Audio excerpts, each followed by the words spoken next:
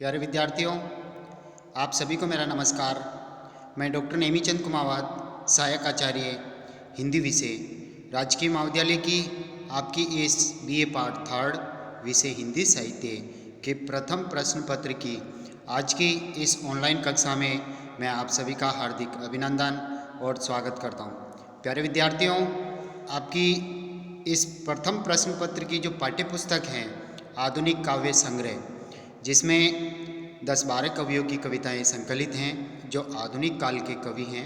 हिंदी साहित्य के इतिहास जो 4 भागों में विभाजित हैं, आदिकाल, भक्तिकाल, रीतिकाल और आधुनिक काल। आधुनिक काल की काव्य धारा के जो प्रतिनिधि कवि हैं उनकी कविताएं आपकी इस पाठ्य पुस्तक में संकलित हैं। और पिछली जो ऑनलाइन कक्षाएं हुई थी जिसमें हमने आपके आधुनिक हिंदी साहित्य के इतिहास से संबंधित जो प्रश्न बनते हैं उन प्रश्नों पर आधारित जो पाठ्यक्रम था उस पाठ्यक्रम को हम पूर्ण कर चुके हैं। जैसे आधुनिक हिंदी साहित्य का इतिहास, जिसमें काल विभाजन और आदिकाल, भक्तिकाल, रीतिकाल, आधुनिक काल, इनमें आपके आधुनिक काल पाठ्यक्रम में संकलित हैं। तो आधुनिक काल की विविध परिस्थितियाँ और आधुनिक काल की जो काव्यधाराएँ, भारतेंदु युग, द्विवेदी युग, छायावाद, प्रगतिवाद, प्रयोगवाद, नई कविता, इनके प्रमुख कवियों पर हमने विस्तार से बातें की हैं। और इन कालखंड की विषय वस्तु और प्रत्येक काव्यधारा की सामान्य प्रवृत्तियों पर हमने विस्तार से चर्चा की है। और इनके नोट्स भी मैंने PDF बना करके आपके व्हाट्सएप ग्रुप पे शेयर किए थे। आपने वहाँ से अध्ययन कर लिया होगा। और इनके वीडियोज यूट्यूब चैनल पे हमने अपलोड किए हैं, कॉलेज के CCE राज, जहाँ से आपने इनका पूर्णतः अध्ययन कर लिया होगा। साथ ही आपके एक प्रश्न इस प्रथम प्रश्न पत्र में एक जो 10-12 अंकों का एक प्रश्न बनता है रस निष्पत्ति और रस के प्रमुख अवयव पर, इस पे भी मैंने विस्तार से चर्चा की है और इनके नोट्स भी PDF बना करके मैंने आपके साथ शेयर किए हैं। और इस पाठ्य पुस्तक में जो प्रथम कवि हैं वो है अयोध्या सिंह उपाध्याय हरिओद, जिनकी 3 कविताएं संकलित हैं, इंद्र का गर्वहरण, एक तिनका और एक बूंद, जिसको हमने पिछली ऑनलाइन कक्षाओं में विस्तार से व्याख्या करते हुए, भाव विस्तार करते हुए इनकी विषय वस्तु पर काफ़ी विस्तार से चर्चा की है। और दूसरे कवि के रूप में मैथिली शरण गुप्त संकलित हैं, जिनकी 2 कविताएं सखी वे मुझसे कहकर जाते और साकेत का नवम, साकेत महाकाव्य जो लिखा उसका नवम सर्ग जो उर्मिला वियोग वर्णन से संबंधित हैं, उन पर हमने विस्तार से उनकी व्याख्या, कविताओं को विस्तार से मैंने आपको समझाया, उनकी विषय वस्तु और भाव विस्तार पर हमने विस्तार से चर्चा की है। और तीसरे कवि के रूप में संकलित हैं आपके जयशंकर प्रसाद, जिसको हाल ही की 1-2 कक्षाओं से हमने आरंभ किया था, जिसमें जयशंकर प्रसाद के कर्तृत्व और व्यक्तित्व पर विस्तार से बात हमने की है। और उनके द्वारा रचित जो कामायनी महाकाव्य हैं, उस कामायनी महाकाव्य का तीसरा सर्ग आपके यहाँ पाठ्यक्रम में दिया गया है, श्रद्धा सर्ग, जिसकी विषय वस्तु और इस कामायनी का संक्षिप्त परिचय मैंने आपके साथ शेयर किया है। और हमने यहाँ तक पिछली ऑनलाइन कक्षा में पढ़ लिया था कि घिर रहे थे घुंघराले बाल अस अवलंबित मुख के पास, नील घन सावक से सुकुमार सुधा भरने को विधु के पास। यहाँ तक हमने अध्ययन कर लिया था। एक बार पुनः उसी क्रम को जारी रखते हुए मैं पुनः इन 2 पंक्तियों का भावार्थ यहाँ समझा रहा हूँ। जब पूरी सृष्टि में जब जल प्रलय हो जाती है, आकाश, वायु, अग्नि, जल, पृथ्वी जब इस प्रकृति के जो विरुद्ध हो जाते हैं, मानव के कार्य व्यापार पर विरुद्ध हो जाते हैं, तो ये भयंकर रूप धारण करके जल प्रलय रचा देते हैं। और मनु जो देव वंशज हैं, इससे कामायनी महाकाव्य में 3 प्रमुख पात्र हैं। मनु जो मन का प्रतीक है, श्रद्धा जो हृदय का प्रतीक है और ईड़ा जो बुद्धि का प्रतीक है। इन तीनों के माध्यम से मानवता के विकास की कहानी को पुनः यहाँ जयशंकर प्रसाद जी के द्वारा अभिव्यंजित किया है, बहुत ही रसात्मक रूप में। शैव दर्शन और शैव दर्शन को यहाँ अभिव्यक्ति मिली है। तो जब मनु चिंता मग्न स्थिति में, चिंता सर्ग में जब हिमालय की चट्टान पर बैठे चिंता मग्न थे कि अब क्या होगा, और उसके बाद में आशा सर्ग आता है। चिंता सर्ग में मनु जो है अपनी देव वंशज जातियों को स्मरण करते हुए कि जो हमेशा ये कहती थी कि हम तो अमर रहने वाली शक्तियाँ, हमारा कभी विनाश नहीं हो सकता, और वो भोग विलासों में डूब गई थी, तो प्रकृति उनके विरुद्ध होकर के जल प्रलय रचा देती है, जिसमें सारी देव वंशज जाति का विनाश हो जाता है। और मनु एकमात्र उनका वंशज आदि पुरुष बचता है, जिसके माध्यम से ही इस पूरी सृष्टि का पुनः विकास होता है, पुनः सृष्टि को जन्म दिया जाता है।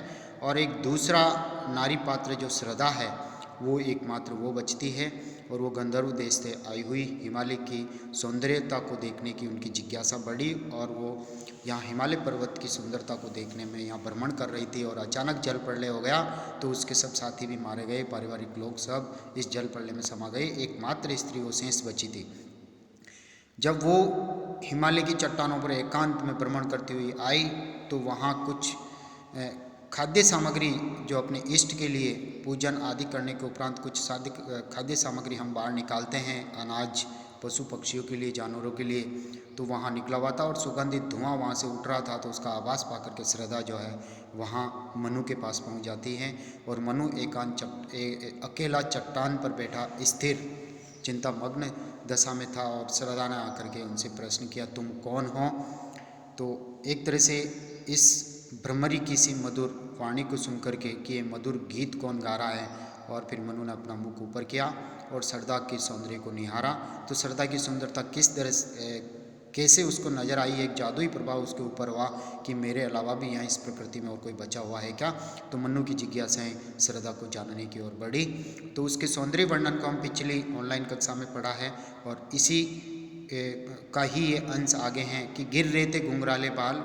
जब मनु ने श्रद्धा के सौंदर्य को देखा, निहारा, तो उसके घुंघराले बाल उसके कंधों का सहारा लेकर के उसके मुख के आसपास इस तरह से मंडरा रहे थे कि नीलघन सावक से सुकुमार सुधा भरने को विदु के पास।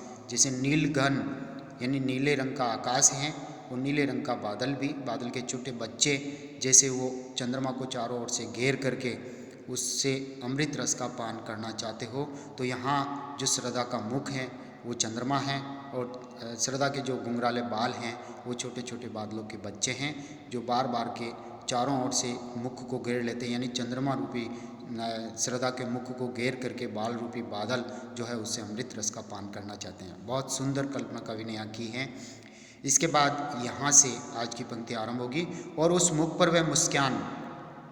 मनु ने जब श्रद्धा के सौंदर्य को देखा, उसके चेहरे को देखा, उनके वस्त्रों को देखा, अंग प्रत्यंगों को देखा, उसके गौर वर्ण को देखा, तो एक तरह से जादुई प्रभाव मनु के ऊपर हुआ, और वह अब उसकी मुस्कान का वर्णन कर रहा है। रक्त किसले पर ले विश्राम, ऐसा लगता है कि रक्त यानी लालिमा युक्त, किसले यानी कोंपलें, पेड़ पौधों की वसंत ऋतु में जब लालिमा युक्त जो कोंपलें आती है, उसी तरह से उसके रक्त से रंजित कोंपल के समान कोमल कोमल उसके मधुर होंठ हैं।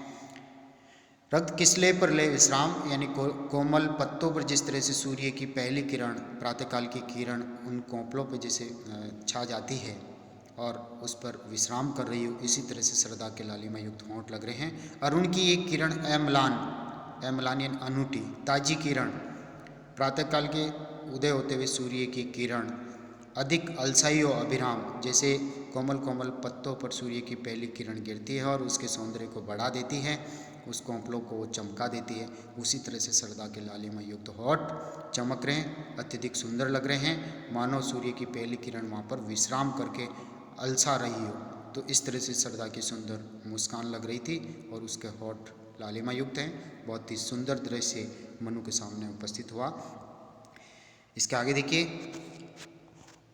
नित्य यौवन छवि से हो दीप्त, और श्रद्धा जो है एक युवती है अभी, और यौवन का आगमन उसमें आया तो यौवन उसके शरीर से चमक रहा है, यानी सदा यौवन से युक्त रहने वाली ये छवि शोभा जो है मनु के सामने उपस्थित हुई। तो नित्य यौवन छवि से हो दीप्त, दीप्तियान प्रकाशित, सदा ही यौवनवती रहने वाली ये शोभा मेरे आंखों के सामने उपस्थित है। विश्व की करुण कामना मूर्ति, अर्थात श्रद्धा का जो रूप सौंदर्य है, एक स्त्री जो है यौवनवती जब होती है तो वो एक तरह से यौवन की मूर्ति हैं, और इससे संपूर्ण विश्व जो है उसके सौंदर्य रस का पान करके उससे अपनी कामनाओं की पूर्ति करता है। अर्थात विश्व मानव इससे, इस देवी के रूप सौंदर्य को देख करके अपनी कामना पूर्ति कर सकता है, अपनी इच्छाओं को पूर्ण कर सकता है, अपनी मनोकामनाओं को पूर्ण कर सकता है। वैसे सृष्टि में स्त्री और पुरुष का अनमोल जोड़ा विधाता ने बनाया है, दोनों एक दूसरे के बिना अधूरे हैं। इसलिए नायिका को कामिनी कहा गया है, स्त्री को कामिनी कहा गया है, जो मनुष्य की हर इच्छाओं को पूर्ण करती हैं। स्पर्श के आकर्षण से पूर्ण प्रकट करती जो जड़ में स्फूर्ति, अर्थात कहने का तात्पर्य हर कोई उसको स्पर्श करना चाहता है, इस सौंदर्य की मूर्ति को, इस श्रद्धा को, क्योंकि उसके स्पर्श करने हर कोई चाहता है कि मैं इसको छू लूँ, इस सौंदर्य को छू लूँ। तो स्पर्श के आकर्षण से पूर्ण प्रकट करती जो जड़ में स्फूर्ति, अर्थात कहने का तात्पर्य जड़ पदार्थों को भी यदि श्रद्धा का सौंदर्य स्पर्श कर जाए तो वो भी चेतनशील हो जाए, तो मनुष्य की तो और अलग बात है। अर्थात मनुष्य उसके स्पर्श करके वो स्फूर्तिपन उसमें आ जाता है, ताजगीपन उसमें आ जाता है। तो कहने का तात्पर्य उसके सौंदर्य का अवलोकन करके सारे संसार के प्राणी जो है वो जड़वत होते हुए भी वो स्फूर्तिमय हो जाते हैं, ताज़ा हो जाते हैं। तो उसके सौंदर्य का प्रभाव बताया कि सारे संसार में वो अपने सौंदर्य से जड़ में भी पूर्ण चेतनशीलता ला देती है। उषा की पहली लेखा कांत माधुर्य से भीगी भरमौद मद भरी जैसे उठे सलज भोर की तारक द्युति की गोद, अर्थात कहने का तात्पर्य उसके श्रद्धा के रूप सौंदर्य का चित्रण मनु अपनी अनुभूतियों से कर रहे हैं कि ऐसा लगता है कि मानो उषा काल की पहली किरण जो है उसकी सुंदर शोभा होती है, लालिमा युक्त वो किरण होती है। तो उसी तरह से लेखा कांतियन सुंदर, उसी तरह से श्रद्धा की जो मूर्ति मेरे सामने खड़ी है, श्रद्धा का जो रूपाकार जो खड़ा है, वो प्रातः काल की सूर्य की उदय होती हुई पहली किरण के समान मेरे सामने चमक रही है, उसकी शोभा चमक रही है। माधुरी से भीगी मद भर मौद, और सूर्य की पहली किरण माधुरी यानी औस से भीगी हुई और मदमस्त हैं, जैसे शहद में प्रसन्न हों। सूर्य की पहली किरण जब प्रकृति पे गिरती हैं तो पत्ते पत्ते को रसिक्त कर देती है, तो वो मद से भरी हुई वह सूर्य की पहली किरण है। इसी तरह से श्रद्धा की जो आभा चमक रही है, मानो श्रद्धा का मुख यहाँ सूर्य है और उसकी आभा चमक रही है जो मनु के प्रत्येक अंग प्रत्यंग में रस का संचार कर रही है, चेतनशीलता ला रही है। मद भरी जैसे उठे सलज, मद से भरी हुई अर्थात वह लज्जापूर्ण है, यौवनवती हैं। भोर की तारक द्युति की गोद, और भोर यानी प्रातःकाल की तारक द्युति, जिस तरह से प्रातःकाल होते समय तारे टिमटिमाते हैं हल्के फुल्के और उसके बाद में विलीन हो जाते हैं, उसी की भांति ये श्रद्धा भी मनु के जीवन में पहली बार सामने आई है। तो उसको जो अनुभूतियाँ हो रही है श्रद्धा के रूप को देख करके मनु को, वो अभिव्यक्तियाँ अनुभूतियाँ यहाँ व्यक्त कर रहे हैं कि श्रद्धा मेरे जीवन में इस तरह से आई है कि जैसे रस का संचार कर रही हो मेरे गोद में, मेरे जीवन में। जिस तरह से वो तारे टिमटिमाते हैं आकाश में, उसी तारों की भांति हल्के फुल्के टिमटिमाती हुई मेरे जीवन में आशा का संचार कर रही है। कुसुम कानन अंचल में मद पवन प्रेरित सौरभ साकार, रचित परमाणु प्राग शरीर खड़ा हो ले मधु का आधार। बहुत अच्छी कल्पना यहाँ कवि ने की है। जैसे कुसुम यानी पुष्प, कानन यानी जंगल, अंचल यानी क्षेत्र, अर्थात कहने का तात्पर्य पुष्पों से भरा हुआ कोई वन प्रदेश हो जिसमें चारों ओर पुष्प खिले और उस दृश्य को देखते हैं तो मनुष्य की आंखों के सामने सौंदर्य का भंडार खजाना खुल जाता है। मंद पवन प्रेरित, और फिर हल्की हल्की हवा वहाँ बहती है, तो कहने का तात्पर्य उन पुष्पों को हिलाती है और उसमें जो मकरंद, जो शहद, जो सुगंध भरी हुई है, उससे आसपास का वातावरण सुवासित सुगंधित हो जाता है। सौरभ साकार, ऐसे लगता है कि सुगंध साकार रूप लेकर के खड़ा हो गई हो। तो कहने का तात्पर्य प्रकृति में जब वसंत ऋतु का आगमन होता है तो जाने अनजाने पौधों पर पुष्प खिल जाते हैं और प्रातःकाल हल्की हल्की मंद मंद हवा चलती हैं तो चारों ओर का वातावरण सुवासित हो जाता है। उसी तरह से मानो इस मनु के जीवन में भी श्रद्धा सामने आकर के साकार हो गई है।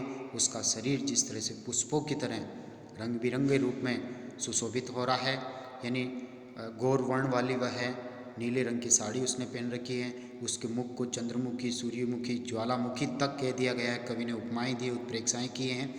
और उसके बाल जो हैं बादल का रूप दे करके भी अभी कवि ने बताया है कि घुंघराले बाल बादलों के, छोटे छोटे बादलों के बच्चे हैं जो श्रद्धा के मुख रूपी चंद्रमा से अमृत रस का पान करने के लिए उसके चारों ओर मंडरा रहे हैं।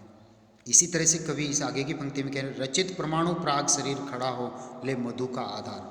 मधु का तात्पर्य शहद, मिठास, यानी विधाता ने मानो इस पुष्पों से पराग कण लेकर के, मकरंद लेकर के, शहद लेकर के एक सांचे में इस श्रद्धा के अंग प्रत्यंग को डाला है, यानी इसके शरीर का निर्माण किया है। तो रचित यानी रचा है, पराग कणों से रचा हो, परमाणु पराग, छोटे छोटे परमाणु यानी अंश, पराग यानी सुगंधित पदार्थ को ले लेकर के विधाता ने इस श्रद्धा के शरीर का निर्माण किया है। ले मधु का आधार, और उसमें मुख्य जो चीज़ थी वो वसंत ऋतु की मादकता है, अर्थात श्रद्धा यौवनवती है और उसमें उसकी मादकता उसके सौंदर्य से झलक रही है। और पड़ती है उस पर शुभ्र नवल मधु राका मन की साध, हंसी का मद विवल प्रतिबिंब मधुरिमा खेला सदृश आबाद। यानी एक तरह से यहाँ है श्रद्धा का जो रूप है उसके ऊपर सारे प्रतिमान फीके पड़ रहे हैं। यहाँ मनु ये कह रहे हैं कि और पड़ती हो उस पर शुभ्र यानी सफ़ेद, नवल यानी नया, मधु राका यानी मधु यानी वसंत ऋतु, राका यानी रात्रि, मन की साध यानी चांदनी का जिस तरह से प्रसार होता है वसंत ऋतु में, जो हर मनुष्य को शीतलता प्रदान करके उसकी मनोकामना को पूर्ण करती है, उसके मन को ठंडक पहुंचा देती है। यदि चिंताग्रस्त मनुष्य चंद्रमा की चांदनी को देखता है तो शीतल हो जाता है, और वसंत ऋतु का मादक वातावरण हो तो वो अपनी सारी चिंताएं भूल जाता है। तो इसी तरह से श्रद्धा जब मनु के समक्ष उपस्थित हुई तो मनु जो है अपनी सारी चिंताओं को भूल गया और उसके सौंदर्य में लीन हो गया। और पड़ती है उस पर शुभ्र नवल मधु राका मन की साध, मन की साध का तात्पर्य मन की साधना जैसे पूर्ण हो जाती हो।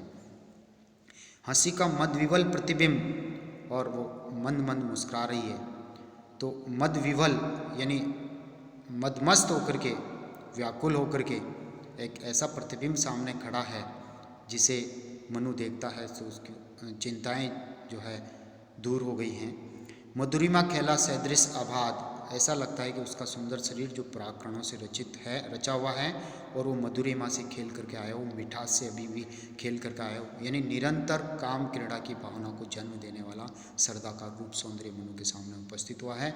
मनु उसको एकटक निहारता ही रहा और अपनी सारी चिंताओं से वो मुक्त हो गया, चिंताओं को भूल चुका कि एक सुंदर शरीर विधाता ने मेरे सामने भेजा है। इस सुंदर रूपाकार मूर्ति को देख करके मनु तरह तरह के तर्क वितर्क करके उसके सौंदर्य का आंकलन इन पदों में करता आ रहे हैं। कहा मनु ने, जब श्रद्धा ने प्रश्न किया था कि तुम कौन हो, और मनु ने केवल उसके रूप सौंदर्य को देख करके अभी केवल श्रद्धा के रूप सौंदर्य का चित्रण ही उपर्युक्त पदों में अभी तक हुआ है। और अब मनु, जब श्रद्धा ने प्रश्न किया कि तुम कौन हो, तो मनु अपना उत्तर देते हैं कि मैं कौन हूँ। तो आज की इस ऑनलाइन कक्षा को हम यहीं समाप्त करते हैं। आगे की ऑनलाइन कक्षा कहा मनु ने यहाँ से हम आरंभ करेंगे। आप सभी को बहुत बहुत धन्यवाद। Thank you.